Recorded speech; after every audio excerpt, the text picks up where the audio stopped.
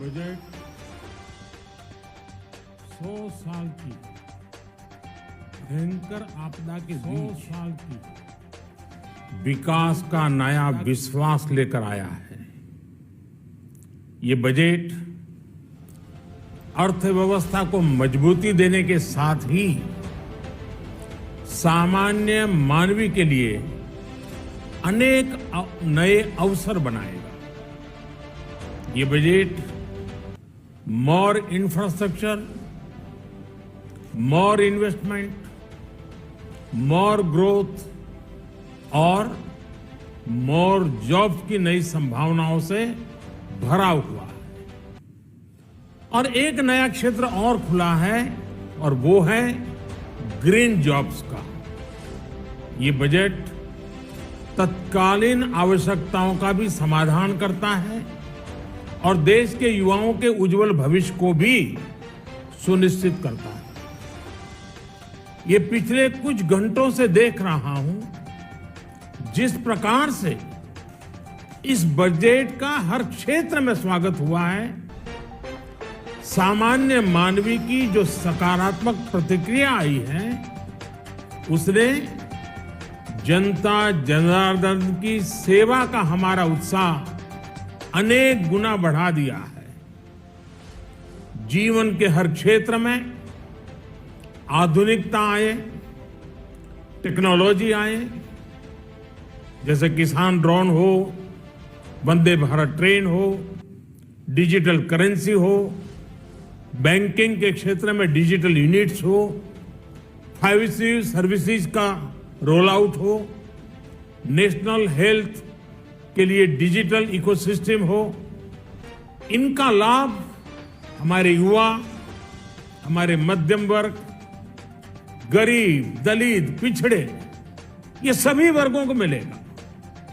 इस बजट का एक महत्वपूर्ण पहलू है गरीब का कल्याण।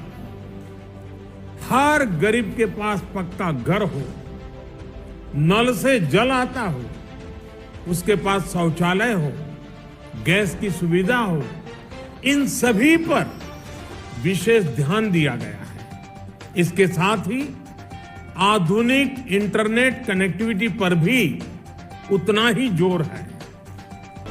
जो भारत के पहाड़ी क्षेत्र है, हिमालय का पूरा पट्टा, जहां जीवन आसान बने, वहां से पलायन ना हो, इसे ध्यान में रखते हुए भी नई घोषणा की गई है।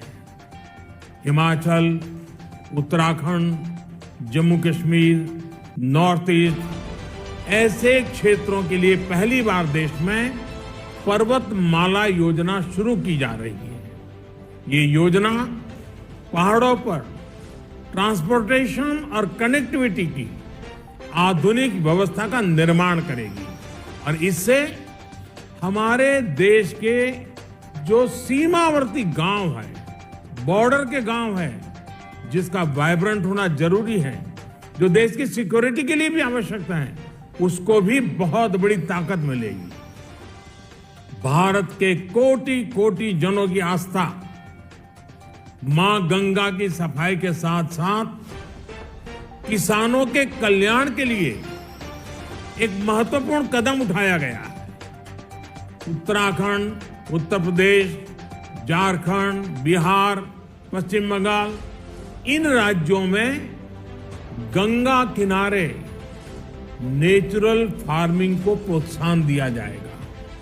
इससे मां गंगा की सफाई का जो अभियान है, उसमें मां गंगा को केमिकल मुक्त करने में भी बहुत बड़ी मदद मिलेगी। बजट के प्रावधान यह सुनिश्चित करने वाले हैं कि कृषि लाभप्रद हो, इसमें नए अवसर हो, नए एग्रीकल्चर स्टार्टअप्स को प्रोत्साहन देने के लिए विशेष फंड हो या फिर फूड प्रोसेसिंग उद्योग के लिए नया पैकेज।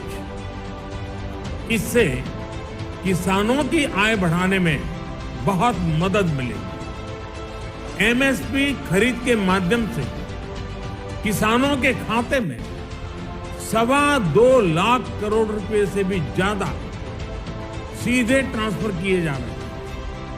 कोरोना काल में एमएसएमई यानी हमारे छोटे उद्योगों को मदद और उनकी सुरक्षा के लिए देश ने लगातार अनेक निर्णय लिए थे, अनेक प्रकार की मदद पहुंचाई थी।